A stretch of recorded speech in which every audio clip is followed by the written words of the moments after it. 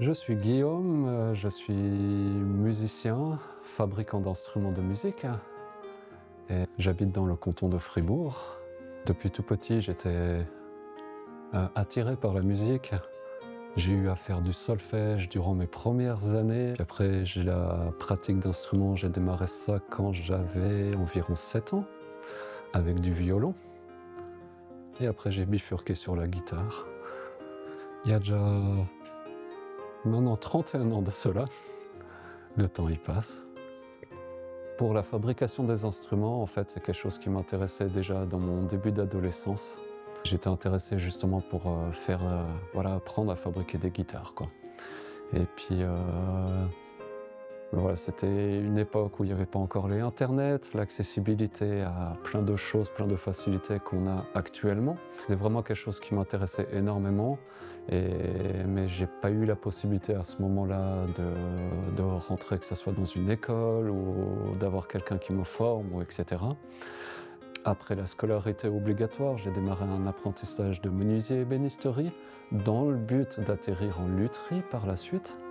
C'était mon introduction voilà, dans les métiers du bois, donc c'était très intéressant. Voilà, la lutherie, c'était quelque chose qui était resté vraiment dans ma tête, quoi.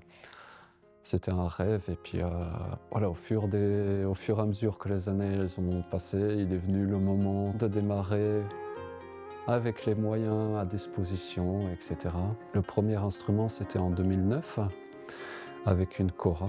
Ça faisait déjà un moment que j'avais rencontré la kora, découvert la kora, donc que j'ai découvert au Sénégal. Voilà, un instrument que j'étais envoûté en fait avec la première rencontre.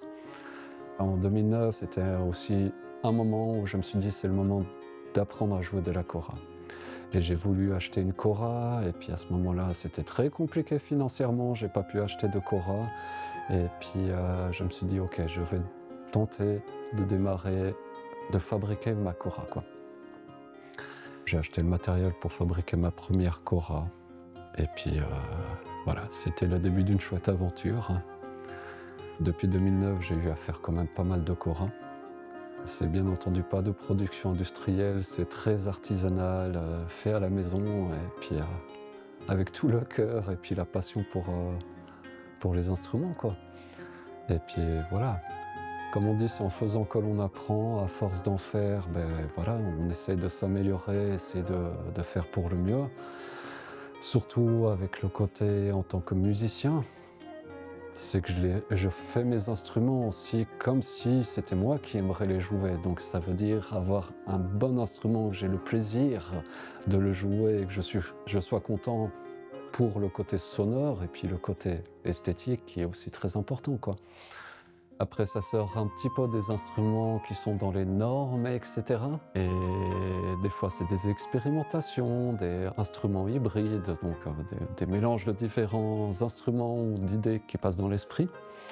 En tout cas, les principaux instruments que je fais, donc, c'est les koras et les instruments baltes, avec différents noms. Donc, voilà, en Lituanie, c'est les instruments qu'on appelle kankles. En Lettonie, on appelle kokle. En Estonie, on appelle kanele. Et on retrouve jusqu'en Finlande sous le nom de kantele, ou en Russie, dans certaines parties, sous le nom de gusli. Mais ça reste un peu les mêmes instruments, avec des petites spécificités selon les régions ou selon voilà, les facteurs d'instruments. Voilà, ma rencontre avec le kankles, ça a été, comme beaucoup de choses dans la vie, par des hasards ou pas, peut-être c'était prévu.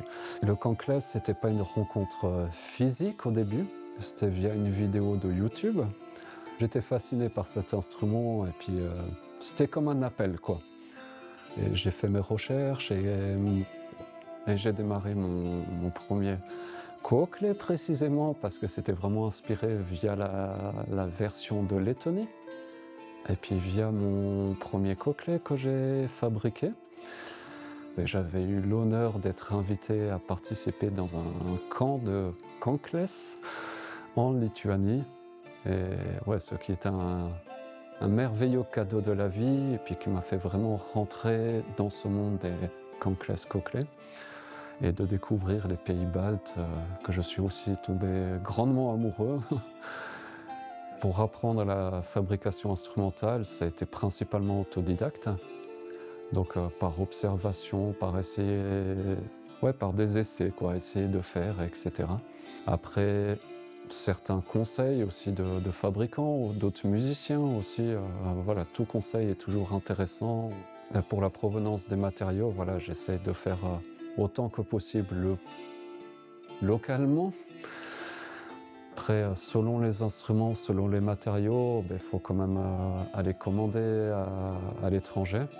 Parce que par exemple pour la kora, les calebasses utilisées pour la kora, ça pousse pas en Suisse. Les variétés qu'on a similaires à des calebasses, c'est pas terrible pour des instruments, voilà. Donc c'est soit je commande, soit on m'y envoie par la poste, ou etc. Ou si j'ai des amis qui vont au Sénégal ou ailleurs, ils m'en ramènent, quoi.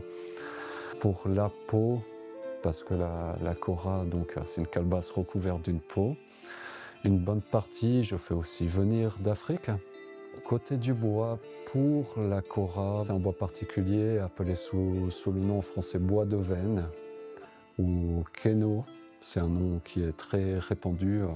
Mais après, ça m'est arrivé de faire des koras avec d'autres essences de bois. Bien entendu, selon l'instrument, on doit essayer de faire attention à tout ce qui est côté résistance, côté sonorité. Parce que par exemple, la kora traditionnellement a 21 cordes.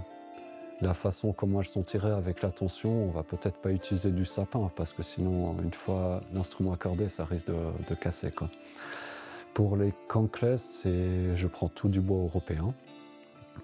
Et puis, alors, en faisant les instruments suisses, j'essaye autant que possible de prendre du bois suisse pour essayer de respecter comment ça se faisait à l'origine. Et je pense que c'est super intéressant et qu'on doit essayer de valoriser justement parce que c'est tout notre héritage culturel.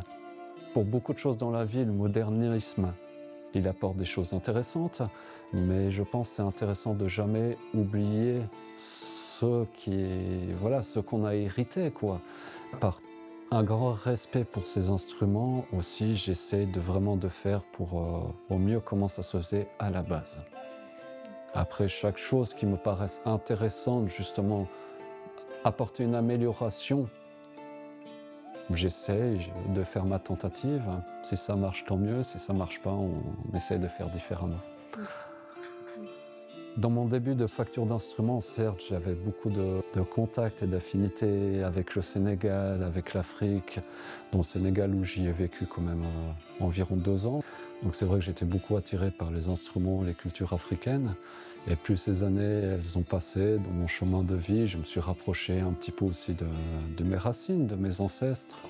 Donc je me suis rapproché un petit peu de notre héritage culturel européen, qui est aussi fascinant, très riche, avec beaucoup de diversité. Pas mal de choses qui ont tendance un petit peu à disparaître. Donc j'ai eu aussi à faire une reproduction d'un ancien instrument qu'on avait en Suisse, donc le semblant d'épinette des Vosges. Donc épinette des Vosges, aussi instrument folklorique qu'on a de l'autre côté de la frontière. Voilà, en général, quand je fais des instruments, c'est principalement sur demande. Et parce que voilà, c'est vraiment aucunement production ou quoi que ce soit, je fais ça par plaisir, pour le plaisir des gens. Donc c'est principalement des musiciens qui me demandent ça, de différents niveaux, beaucoup de très très bons musiciens que je les remercie énormément aussi. Mais après, moi je suis ouvert vraiment à toute demande.